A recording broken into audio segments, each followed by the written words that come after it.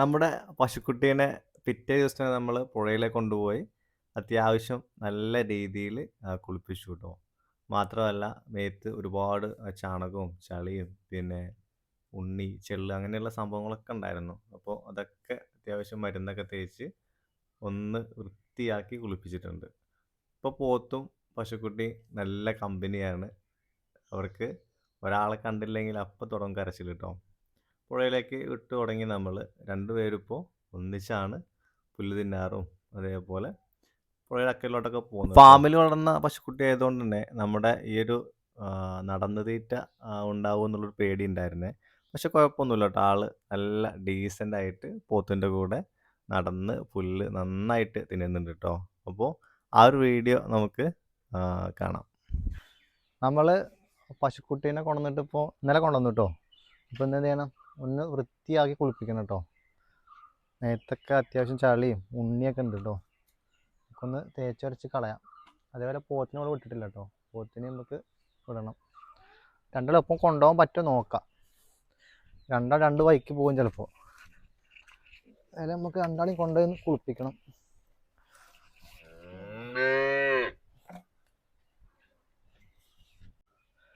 പശുക്കുട്ടീനെയും പോത്തിനെയും നമ്മൾ ഒന്നിച്ച് കൊണ്ടുപോകട്ടെ പുഴയ്ക്ക്. എന്താവും എന്നറിയില്ല. ഏതായാലും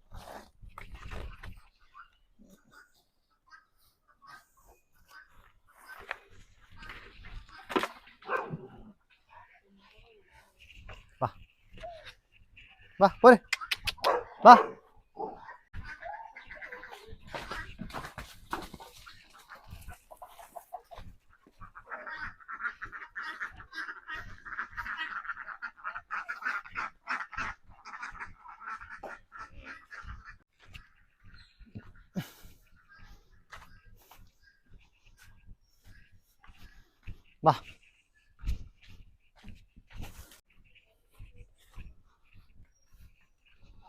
വാ വരുന്നുണ്ട് പേടിക്കണ്ട.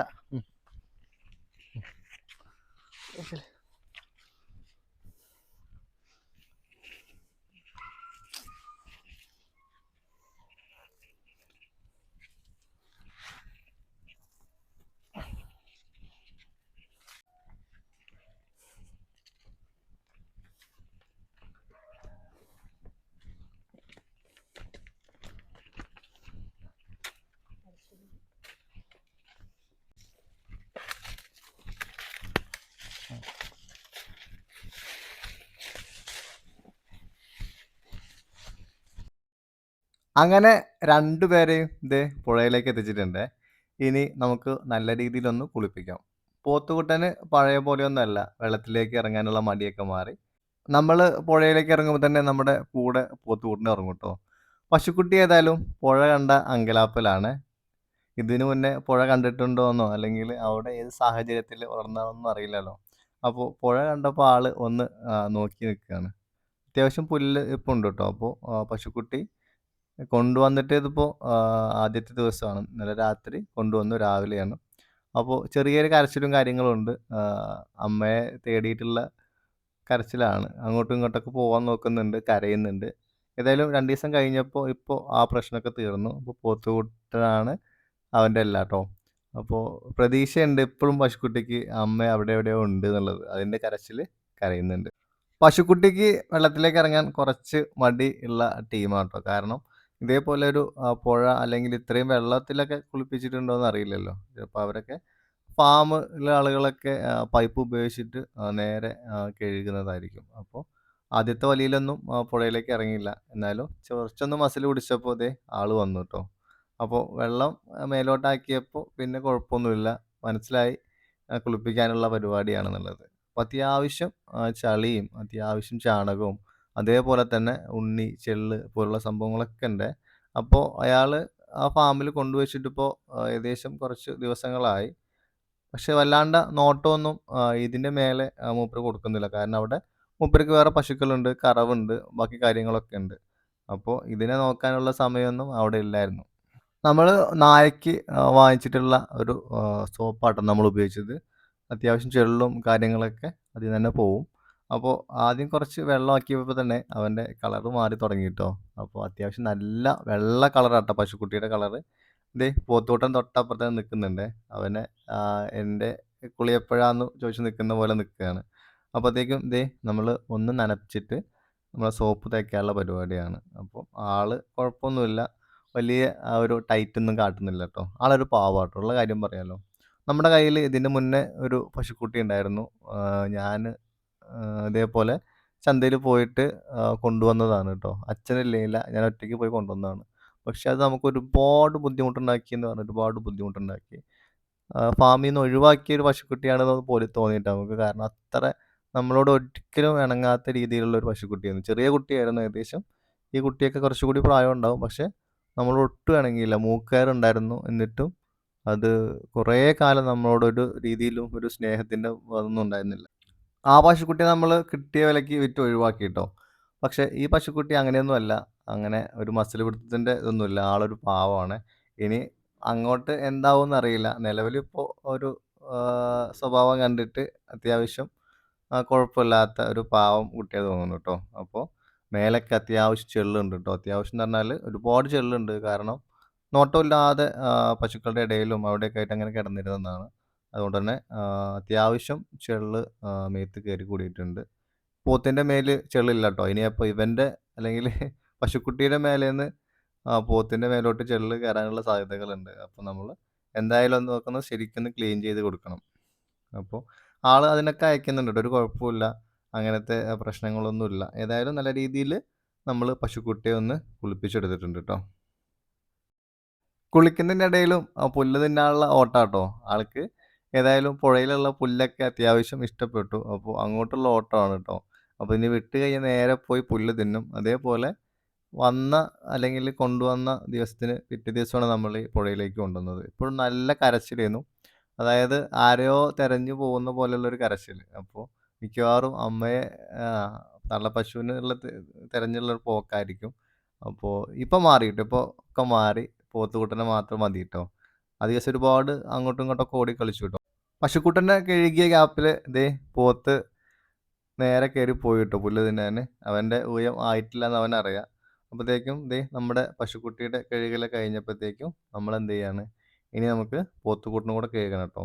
നമ്മുടെ ആല ചെറിയൊരു പ്രശ്നമുണ്ട്. ചാണകം വല്ലാണ്ട് ആലയില് നിക്കുന്നുണ്ട്.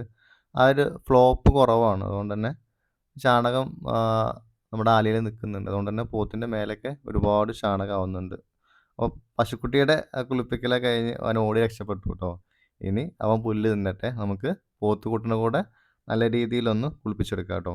അപ്പൊ ഞാൻ പറഞ്ഞില്ലേ ദേ ഈ പുല്ലുകളൊക്കെ അത്യാവശ്യം കുഴപ്പമില്ലാത്ത രീതിയില് ആൾക്ക് ഇഷ്ടപ്പെട്ടു ട്ടോ. എനിക്കൊരു പേടിയുണ്ടായിരുന്നു. കാരണം ഈ ഫാമുകളിലൊക്കെ അത്യാവശ്യം നല്ല ഈ സൂപ്പർ നേപ്പിയർ, CO3 പോലുള്ള നല്ല നല്ല പുല്ലുകളാവും.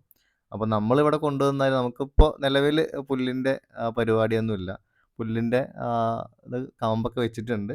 ഇനി നമുക്ക് ചിലപ്പോ 1, 2 മാസമൊക്കെ ആകുമ്പോഴത്തേക്കും പുല്ലാവും. പക്ഷെ നിലവില് നമുക്ക് പുല്ലിന്റെ പരിപാടികളൊന്നുമില്ല. നമുക്ക് പുല്ല് കിട്ടാനുമില്ല. അപ്പൊ ആള് ഇനി പുല്ലെങ്ങാനും തിന്ന് വളർന്നതാണെങ്കില് നമ്മള് കുടുങ്ങും. കാരണം ചെറിയ കുട്ടിയാണ്. പാല് കുടിക്കേണ്ട സമയമാണ്. അപ്പൊ നമുക്ക് കറക്റ്റ് ആ പുല്ല് തന്നെ കൊടുത്തിട്ടില്ലെന്നുണ്ടെങ്കില് ചിലപ്പോ കഴിക്കാണ്ടിരുന്ന് കഴിഞ്ഞാൽ ക്ഷീണിക്കും. അപ്പൊ അങ്ങനത്തെ ഒരു പേടി എനിക്കുണ്ടായിരുന്നു. പക്ഷെ അങ്ങനത്തെ ഒരു കുഴപ്പവുമില്ല. ആള് പക്കാ ലോക്കലാണ് ട്ടോ. നമ്മുടെ വീട്ടിൽ കൊണ്ടുവന്ന് വീട്ടിലുള്ള എല്ലാ സാധനവും കഴിക്കുന്നുണ്ട്. അതേപോലെ പുഴയിലുള്ള പുല്ലും നന്നായിട്ട് കഴിക്കുന്നുണ്ട്. പോത്തുകുട്ടന്റെ മൂക്കുകയറ് പോയപ്പോ തന്നെ പോത്തുകുട്ടൻ നമ്മോട് നന്നായിട്ട് കമ്പനിയായി ട്ടോ. ഇപ്പൊ നല്ല രീതിയില് കുളിപ്പിക്കാനും ഇതേപോലെ കണ്ടോ എവിടെ നമുക്ക് ഒരയ്ക്കാനൊന്നും കുഴപ്പമില്ല. പണ്ട് മൂക്കേറുണ്ടായ സമയത്ത് ഭയങ്കര ബുദ്ധിമുട്ടായിരുന്നു ട്ടോ അവന്.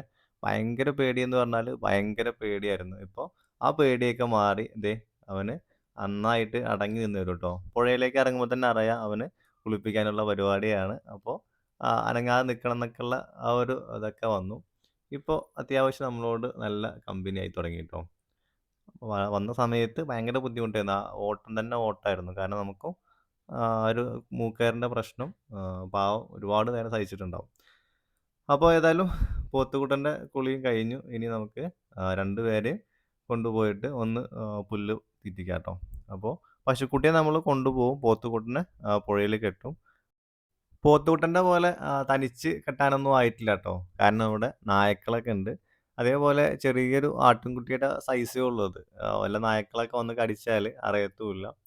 അപ്പോൾ കുറച്ചൊക്കെ ഒന്ന് പൊക്കൊക്കെ വെച്ച് കഴിഞ്ഞാൽ നമുക്ക് പുഴയിലൊക്കെ പോത്തുകുട്ടൻ്റെ പോലെ ഫ്രീ ആയിട്ടൊക്കെ കെട്ടിപ്പോവാം. ഇപ്പോൾ ഏതായാലും നമുക്ക് തൽക്കാലം അങ്ങനെ കെട്ടാൻ നിവൃത്തിയൊന്നുമില്ല.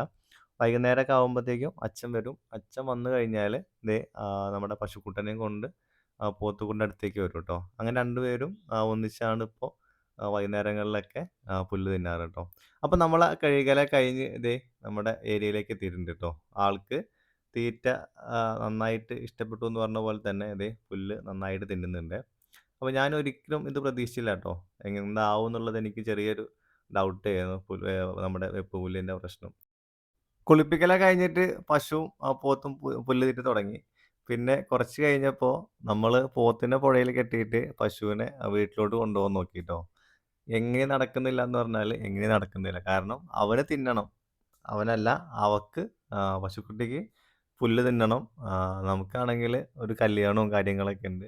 നമ്മൾ ഓൾറെഡി കുറച്ച് പുല്ല് തൊഴുത്തിൽ ഉണ്ടാക്കി വെച്ചിട്ടുണ്ടായിരുന്നു. അപ്പോൾ ആ ഒരു പ്രതീക്ഷയിലാണ് നമ്മൾ കഴുകിയിട്ട് നേരെ തിരിച്ച് വീട്ടിലോട്ട് കൊണ്ടുപോകുക എന്നുള്ള പ്ലാനിലാണ്. പോത്തിനെ പുഴയിൽ കെട്ടണം, പശുവിനെ വീട്ടിലോട്ട് കൊണ്ടുപോകണം. പക്ഷേ പശുക്കുട്ടി എന്ത് തന്നെ ആയാലും തിരിച്ച് വീട്ടിലോട്ട് പോരാനുള്ള പരിപാടിയില്ല. ആള് നല്ല തീറ്റയിലാണ് ട്ടോ. അപ്പോൾ പുഴ പുഴയിലെ പുല്ല് അത്യാവശ്യം ഇഷ്ടപ്പെട്ടതുകൊണ്ടായിരിക്കണം. മാത്രമല്ല നമ്മൾ കൊണ്ടുവന്നിട്ട് അന്ന് കുറച്ച് പുല്ല് കൊടുത്തു. പിന്നെ അവിടുത്തെ സാഹചര്യങ്ങൾ, അതായത് കൊണ്ടുവന്ന അവിടുത്തെ സാഹചര്യങ്ങൾ എങ്ങനെയാണെന്ന് അറിയില്ല. അയാള് തിന്നാൻ കൊടുക്കുന്ന ആളാണോന്ന് അറിയില്ല. അപ്പോൾ പശുക്കുട്ടി ഏതായാലും അവൻ്റെ ഇത്രയും കാലത്തെ ആ ഒരു വിശപ്പ് ഒരു ദിവസം കൊണ്ട് തന്നെ തിന്ന് തീർക്കാനുള്ള പരിപാടി തോന്നി ട്ടോ.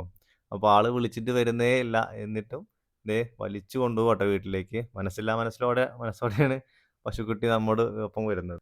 അങ്ങനെ പുതിയ നാട്, പുതിയ ആൾക്കാര്, പുതിയ പരിസരമൊക്കെ ട്ടോ. എല്ലാം കണ്ട് പശുക്കുട്ടി ഇങ്ങനെ നിരീക്ഷിച്ച് വരിക ട്ടോ. അപ്പോൾ നമ്മുടെ വീടിന് തൊട്ടടുത്തുള്ളൊരു വീട്ടിൽ കുറച്ച് പശുക്കളുണ്ട്. അപ്പോൾ ഇവൻ കരയുമ്പോൾ അല്ലെങ്കിൽ ഇവള് കരയുമ്പോൾ അവിടുത്തെ ആ പശു തള്ളയും കരയുന്നുണ്ട്. അപ്പോൾ അതുകൊണ്ടാട്ടോ അങ്ങോട്ടൊക്കെ നോക്കുന്നത്. അങ്ങനെ നമ്മൾ ആ പശുക്കുട്ടനെ കഴുകി കുറച്ചൊക്കെ ഒന്ന് വൃത്തിയായിട്ടോ. കംപ്ലീറ്റ് ആയിട്ടൊന്നും വൃത്തിയായിട്ടില്ല. എന്നാലും കുറച്ച് വൃത്തികേടൊക്കെ പോയി. അത്യാവശ്യം നല്ല രീതിയിൽ കളറൊക്കെ വെച്ചു ട്ടോ.